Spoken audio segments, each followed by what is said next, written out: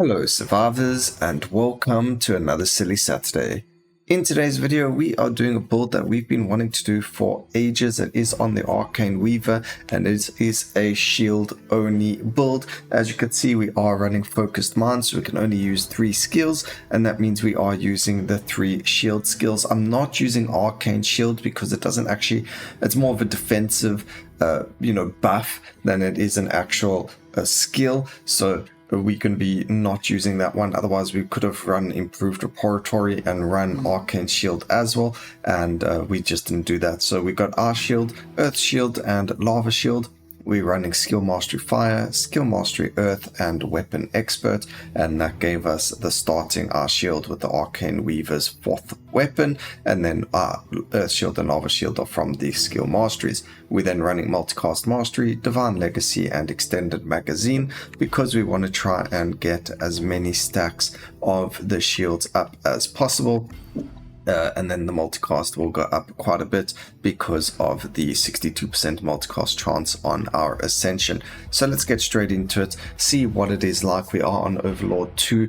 Don't expect miracles from this. It does take quite a lot of karting to get it to work, but it does look really cool at the beginning of every round, which is exactly what this is. But you can start to see that before we even hit an enemy, the shields start to disappear, and that's because of area of effect on the shields. The area of effect increases the range of, or like I guess the shields have an aura around them or a range around them, a hitbox, and that hitbox grows as you increase the area of effect. So the more that hitbox, the bigger the hitbox there, the more enemies that are further away from us will get hit by the shields. So if you don't want those shields to hit things that aren't on top of you, then don't build area of effect on them. However, with area of effect, we are able to hit them, or every enemy with multiple shield stacks, if that makes sense to you. So one of those little shields will hit multiple enemies because of the area of effect.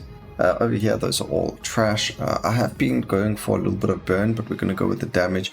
We still need more crit. We're not even at 100%, so we are going to work on that as well.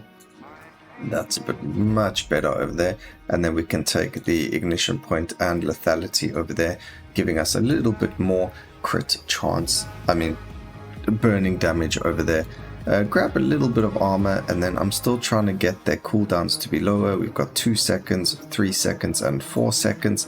Getting it to be even lower would be amazing, and then we can go and say that we can increase the amount of damage that we apply with fire, although I would like that HP there as well. Alright, so the build is looking to be doing something really fun. Look, this is a Silly Saturday build, so don't expect miracles from something like this when you do it yourself. But even though we're on an Overlord Cycle 2, you can see we deal decent amount to bosses. Again, we do have to get relatively close to them just to be able to hit them with all the shields and do the most amount of damage possible. But you can see we're melting bosses just like that. Focusing on our burn stacks, focusing on our cast frequency. I'm using my keyboard to pick upgrades, so if you don't, even if you see like this selected, it doesn't necessarily mean I took it. I was actually pushing 1 to get the cast frequency, and then we'll grab the damage reduction over there.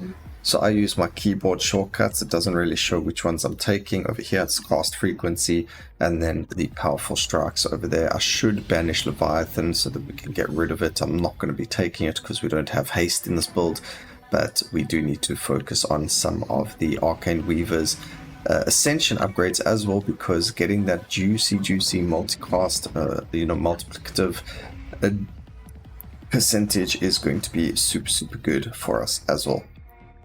Over here, increase the frequency at which the manas appear. Yes, we'll grab the magnetic. Probably won't grab another one after this. And then we're just going to go for the area of effect and the damage over here. So lock that, grab the damage. We're on 250%. So this is the 5th one that we've grabbed already, which is a huge amount of damage to the shields. You can see already 5k damage there, 5k there, and 4.5k from the lava shield over there. Lava shield has shattered. We've got healing and we've got fragility, so it is actually a pretty strong build. on that basis. And I wish there was like a visual indicator of your range on skills as well, because that'd be pretty cool sometimes to see something that you can toggle on and off as well. Just now we're going to be playing like a you know, like an MMORPG sort of key layout, where we've got all these billions of keys to click on our screen to do different things. Because there's so many things we all want in the game. Alright, be careful of those guys and their flying scythes. Grab ourselves more health, more cooldown, crit damage, and all attacks burn.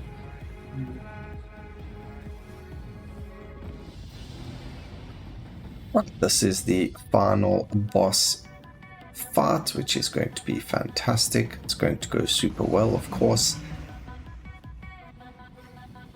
If you guys have any builds that you would like me to use, or if you think that would make a good addition to a Silly Saturday, you can let me know down in the comments section. Let's see which did the most damage. I'm sure it was Ice Shield, and there we go. Lava Shield actually dealing the most amount of damage. That was surprising indeed, with 3.4 billion total damage. It must have been because of the burn damage. If we take a look at the passive skills, we actually did 281 million with the spontaneous combustions, which we had 6 of, and then the ignition point actually dealt 184 million damage, or I mean effective damage, nearly 1 billion from that, and half, what about 700 million from this one, even though the time was completely. So crits actually deal a lot more damage. I don't know, that's weird. It's also because it has 50% chance to ignite. So that's actually quite strong over there. Anyway, I hope you all enjoyed the video. Please remember to like, comment, and subscribe for more videos like this in the future. And always remember, keep safe, survivors. Until next time, cheers.